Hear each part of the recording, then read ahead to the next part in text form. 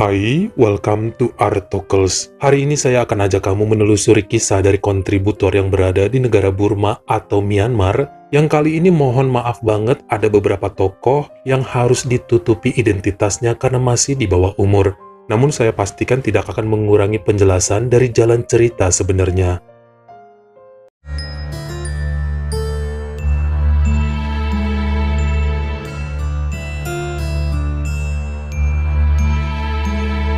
Hari ini saya kenalkan dengan seorang wanita cantik kelahiran tahun 1991 bernama Nyoyi Kine yang merupakan lulusan dari kampus bahasa asing kota Mandalay, negara Myanmar. Dia sangat cantik dan pemalu, namun cukup pintar dalam bidang akademik, terkhusus jago bahasa Inggris. Pokoknya golongan lugu sih, karena untuk nongkrong aja sama temen-temen gak mau, dan seringnya di rumah bahkan saat libur sekalipun.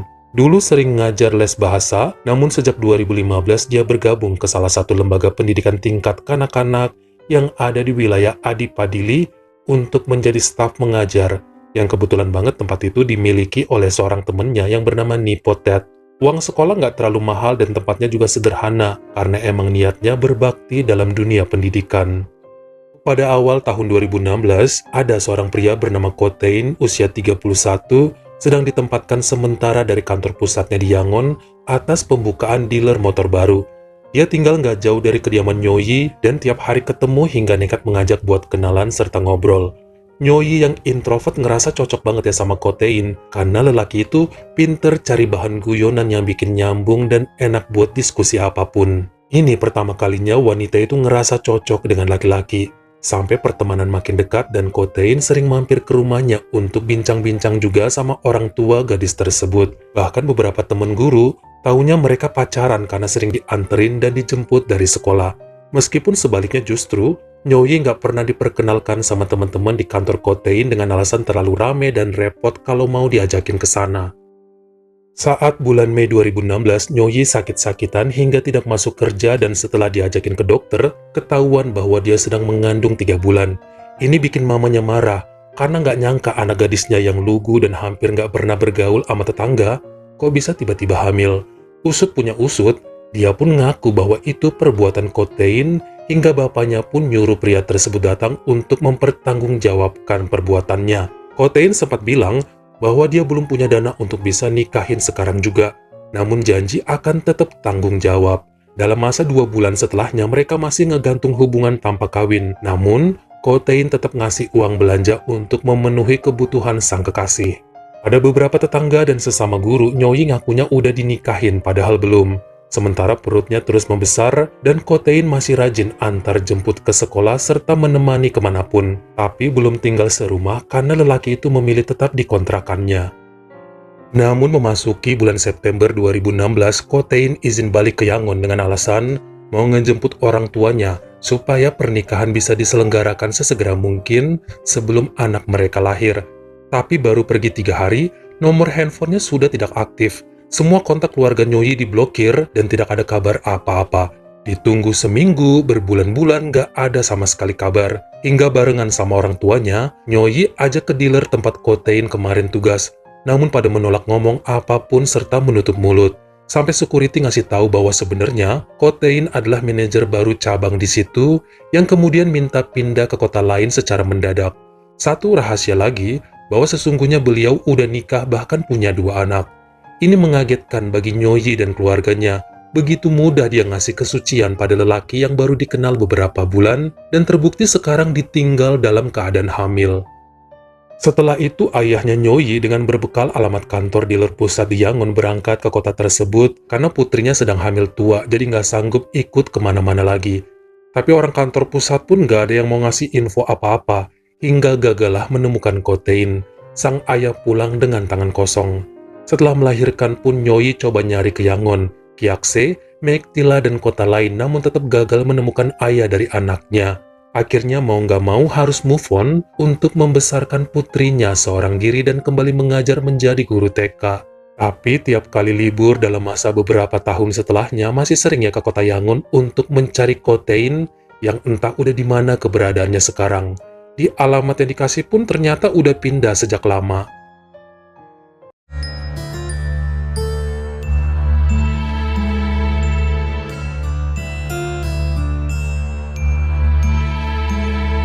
Saat usia anaknya memasuki 2 tahun, menurut Nipo yang udah lama menjadi sahabatnya, banyak perubahan terjadi sama Nyoyi. Sepertinya dia sulit move on dari mantan pacarnya yang hilang dan masih bucin sampai sekarang. Masih ada fotonya di handphone perempuan itu dan sama sekali nggak percaya bahwa Kotein udah punya anak dan istri. Soalnya bisa aja orang bohong supaya dia nggak nyariin. Nyoyi masih terngiang dengan semua janji manis pria tersebut yang bilang akan segera pulang untuk mengawininya. Akhirnya sekarang malah sikapnya seperti bengis dan gampang marah sama siapapun termasuk putrinya sendiri. Dulu pemalu, sekarang nggak tahu malu. Dulu hobi ngerem di rumah, sekarang nggak bertahan dan bawaannya keluar buat nyari mantannya. Ini yang mulai menjadi pertimbangan Nipo, karena orang tua murid juga mulai pada nggak suka sama Nyoyi yang dianggap kurang keibuan dalam mengajar. Wanita itu kemudian mulai dekat dengan seorang tetangga yang nongkrong di warung es teh bernama Henzar W, yang notabene masih berusia 19 tahun dan merupakan mahasiswa di kampus Yadenabon. Sebenarnya pemuda itu pernah juga nganterin Nyoyi ke kota Yangon untuk nyariin Kotien. Namun gak ketemu sih, makanya Henzar bilang ya ikhlasin aja atuh, cari laki-laki lain yang lebih bertanggung jawab dan emang beneran cinta. Soalnya kalau ketemu dalam kondisi apapun, sepertinya si Kotein ini gak bakal mau juga balikan sama Nyoyi. Dia nggak sayang itu makanya kabur. Kalau cinta mana mungkin menghilang. Makanya lebih baik move on dan coba cari pengganti yang siapa tahu aja bisa lebih menghargai perempuan. Namun Nyoyi bilang dia nggak semudah itu berpaling hati. Apalagi nyari cowok bagi dia nggak segampang yang diucapkan. Terkhusus sekarang statusnya udah punya anak. Bakal jadi beban orang. Pasti rata-rata pada cari wanita single yang masih perawan. Dalam beberapa kesempatan, kedekatan mereka mulai menjadi-jadi terkhusus saat memasuki tahun 2019. Beda usia 8 tahun tidak menghalangi seakan Henzar datang untuk menjadi pangeran yang siap menggantikan posisi mantan pacar Nyoyi. Justru yang didapat lebih dari itu. Saat rumahnya kosong karena anaknya diajak liburan oleh ayah ibu, Nyoyi mengundang si pemuda ke rumahnya dan langsung melumat bibir Henzar seperti orang yang menemukan oase di tengah gurun pasir. Melepas dahaga yang sudah lama kering serta menunda lapar. Walaupun sempat kaget, namun dilayani sama mahasiswa tersebut yang sempat mikir juga ya, kok gampang banget sih ngedapetin Nyoyi. Mereka pun memadu asmara dan ini dilakukan beberapa kali, baik di rumah si wanita maupun di rumah si pemuda saat sepi. Pada bulan Juni 2019, dengan beraninya Nyoyi ngomong pada Henzar untuk ngajakin beberapa anak SMA yang sering nongkrong di warung es teh supaya mainlah sama dia. Soalnya mereka-mereka ini kan akrab juga sama Henzar dan ini bikin penasaran hati Nyoyi. Sempat terjadi pertengkaran hebat di antara keduanya karena pemuda itu mengira bahwa hubungan mereka selama ini spesial. Dikira udah pacaran meski nggak pernah ada kata resmi berhubungan. Kok sekarang malah nyuruh ngajakin main rame-rame yang bikin Henzar cemburu. Karena dalam hatinya ya, pengennya si ibu guru jadi milik dia sendirian. Tapi Nyoyi bilang saat ini dia masih trauma dengan pacar-pacaran. Dulu capek-capek main hati malah ditinggal begitu aja. Pengen ngerasain lah gimana sensasinya main rame-rame, khususnya sama yang muda-muda. Yang lebih tua udah muak dulu sama cowoknya. Namun Nyoyi berjanji, cuma 1 kali ini aja kok. Ntar dia bakal konsen sama hubungannya dengan Henzar. Jadi sekarang lebih baik ajakin anak-anak sekolah yang suka nongkrong di warung es teh. Dan kalau pada mau, ntar diatur tempatnya untuk bisa senang-senang di hotel. Perlu waktu berminggu-minggu buat Henzar untuk ngajakin beberapa temen nongkrongnya mau melayani ibu guru Nyoyi. Beberapa nolak karena dikira cuma bercanda, dan sebagian lagi takut cuma mau dikerjain. Namun untuk beberapa yang kenal baik sama Henzar, akhirnya setuju juga hingga mulai diadakan perjanjian bahwa mereka akan melakukannya di Hotel Nova pada tanggal 11 Agustus 2019. Ada 3 orang yang berhasil dibujuk. Dengan nama samaran saya sebut Leo, Theo, dan Neo. Semuanya murid SMA kelas 2 dan 3 yang berusia 16 dan 17 tahun. Jadi mereka 4 orang lah ya bersama si Henzar sendiri. Tentu aja, Nyoyi seneng banget dengan formasi ini meskipun awalnya dia ngelarang Henzar ikutan dengan alasan nanti khusus Henzar 1 lawan 1 aja biar mesra. Tapi pemuda itu mau join, katanya penasaran. Mereka pun jadi melakukannya di tanggal tersebut dan terjadi lagi 2 minggu kemudian masih di Hotel Nova juga. Bahkan dikasih uang rokok sama Nyoyi masing-masing sebesar 20.000 kyat atau sekitar 140.000 rupiah. Awal September 2019, Bu Nipo mulai mendapat pengaduan mengenai apa yang dilakukan temannya itu pada para pemuda. Sebenarnya dia percaya nggak percaya, karena kan emang nggak ada bukti. Namun karena sekolah TK-nya mulai dihujat dan orang tua murid makin heboh aja teriak sana-sini, makanya langsung ditanyain sama Nyoyi. Perempuan itu nggak ngaku apa-apa, dan cuma bilang palingan ada yang sirik sama dia atau sama sekolah TK mereka. Jadi biarin aja, jangan diambil pusing. Sementara di tempat lain pun Nyoyi mulai ngomel-ngomel sama Henzar dan menyuruh mahasiswa itu cari tahu siapa di antara Leo, Theo, dan Neo yang mulutnya nggak bisa dijaga. Siapa yang udah bocorin mengenai perbuatan mereka, karena ini bisa sangat fatal akibatnya. Semua mereka bisa masuk penjara kalau ketahuan sama masyarakat atau polisi. Tentu aja, Henzar nanyain kepada ketiganya namun gak ada yang mau ngaku, jadi ya dibiarkan. Makanya Nyoyi pun ikutan mundur perlahan agar keributan tidak makin melebar kemana-mana. Diblokirnya nomor anak-anak itu semua. 18 September 2019, bu guru tersebut menerima pesan di handphonenya, diikuti sebuah foto saat dirinya sedang bermesraan dengan 4 pemuda itu di Hotel Nova. Nomor pengirimnya nggak dikenal, namun ada pesan yang menyatakan bahwa foto-foto itu siap disebarluaskan. Tentu aja Nyoyi bingung apa maunya si orang tersebut. Apakah minta duit atau hal lain supaya tidak membocorkan perbuatannya. Bahkan saat ditelepon balik dan di chat tidak mendapat respon apa-apa. Yang lebih kepikiran lagi dari mana dapat foto-foto itu. Siapa yang diam-diam memfoto waktu mereka senang-senang. Kejadiannya udah sebulan lalu. Kok baru sekarang ributnya? Apa motifnya? Bahkan saat ketemu dengan Henzar, dia ngamuk-ngamuk dan yakin sepertinya itu perbuatan pemuda ini. Yakin banget dan mulai menghina sambil meludahi wajah Henzar. Dia nggak takut dengan semua ancaman, karena bagaimanapun Henzar juga kan yang mengajak Leo, Theo, dan Neo ketemuan di hotel kemarin. Jadi siap sama-sama di penjara kalau foto-foto itu tersebar. Sampai pada Jumat sore sekitar jam 4, 27 September 2019, setelah bubaran rapat guru di TK tempatnya mengajar, Nyoyi didatangi oleh seorang pria parubaya yang langsung ngamuk-ngamuk sembari menunjukkan foto wanita itu yang sedang melayani 3 orang pemuda.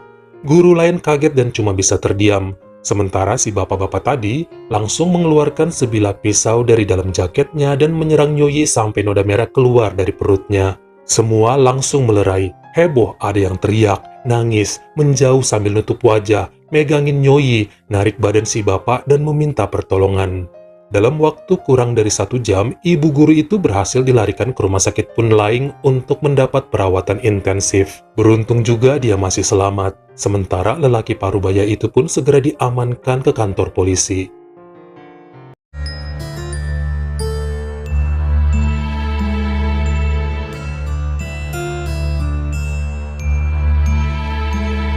Lalu siapakah lelaki yang menyerang Bu Nyoyi sore itu di halaman sekolahnya? Beliau kemudian diketahui bernama Kanta King, usia 45 tahun, yang merupakan ayah salah satu remaja yang diberi nama samaran Leo. Kanta mengetahui perbuatan Nyoyi setelah mendapat pesan dari nomor tidak dikenal yang berisi foto dan penjelasan tentang apa yang terjadi pada tanggal 11 dan 24 Agustus bulan lalu di Hotel Nova.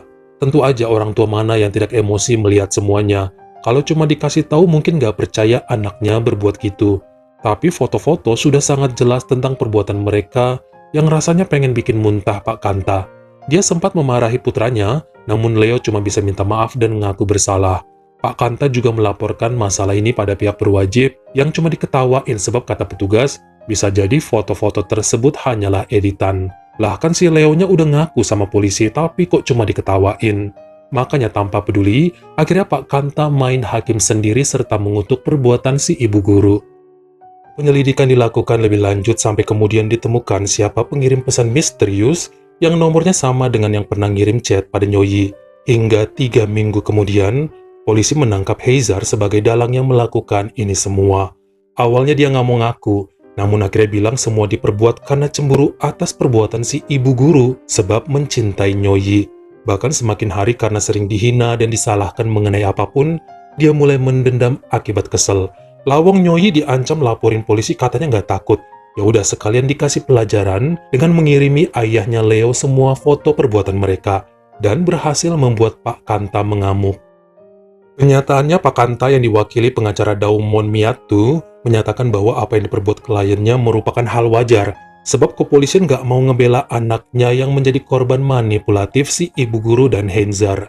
Dengan bayaran Rp140.000, udah gampang enak aja ngajakin anak-anak seperti mereka yang notabene belum mikirin konsekuensi perbuatan. Harusnya Nyoyi itu yang paling tua dan dewasa mikir sendiri. Jangan trauma masa lalu ditinggal pacar dijadikan alasan untuk ngebohongin Leo, Theo, dan Neo. Setelahnya sempat diadukan juga ya mengenai polisi yang nggak mau menerima laporan Pak Kanta. Namun nggak jelas sanksi apa yang diberi ke petugas itu, karena nggak pernah lagi dibahas dalam pengadilan. Nyoyi meminta maaf pada semua rekan pengajar, 3 siswa SMA beserta orang tua mereka atas perbuatannya. Semua data CCTV Hotel Nova emang udah jelas ya nunjukin dirinya masuk ke sana bersama 4 pemuda termasuk Henzar, kemudian ngaku menyesal atas perbuatan tersebut. Makanya setelah heboh pemberitaan perbuatan tersebut, dia nggak pernah lagi berhubungan sama mereka. Namun ya itu tadi, ada jejak berupa foto yang nggak bisa dihapus, sudah keburu terjadi dan nggak bisa mengulang waktu untuk membatalkan. Dia juga ngaku amarahnya ditinggal sang mantan, bikin nafsunya menggebu, terkhusus saat melihat yang lebih muda. Awalnya suka sama Henzar, lalu pada temen-temennya, jadi pindah-pindah rasanya. Kirain bakal berjalan mulus semua tanpa ada yang berani buka mulut. Ternyata si Henzar yang diam-diam suka, tidak terima dan mulai main rusuh. Sampai pada hasil keputusannya, per hari Senin 13 Januari 2020 sebelum pandemi, Hakim di Pengadilan Tinggi Wilayah Mandalay menyatakan bahwa Pak Kanta bersalah atas penyerangan untuk membela anaknya. Tuntutan tingkat 2, lalu menerima hukuman 3 tahun penjara. Hal ini sempat ditentang pihak keluarga dan orang tua dari 2 bocah lain. Namun tetap aja vonisnya tidak berubah. Sementara Nyoyi dan Henzar juga terkena hukuman karena dianggap sebagai pihak yang mengajak serta memanipulasi Leo, Theo, dan Neo. Undang-undang perbuatan tercela pada remaja. Nyoyi kena hukuman 10 tahun kurungan, sementara Henzar kena 6 tahun. Akhirnya, anak Nyoyi pun dibesarkan oleh orang tua perempuan tersebut. Bagaimana menurut kamu? Kenapa malahan hukuman buat Nyoyi yang lebih berat dari pelakunya, Pak Kanta dalam hal ini? Cocokkah begitu? Kalian komen di bawah. Kalau kamu suka sama video ini, jangan lupa klik like serta tombol share-nya. Buat yang baru pertama kali mampir, atau udah sering mampir tapi belum berlangganan, jangan lupa klik dulu tombol subscribe, dan juga dinyalain notifikasinya. Supaya lain kali kalau misalnya saya upload video baru, kamu jadi orang pertama yang tahu. Follow juga Instagram saya jika berkenan, di Artokles S-nya 2, dan jangan lupa untuk nontonin semua video saya yang lainnya. Ingat ya, tetap jaga jari dan juga lidah kita, supaya nggak nyakitin hati orang lain. Terima kasih.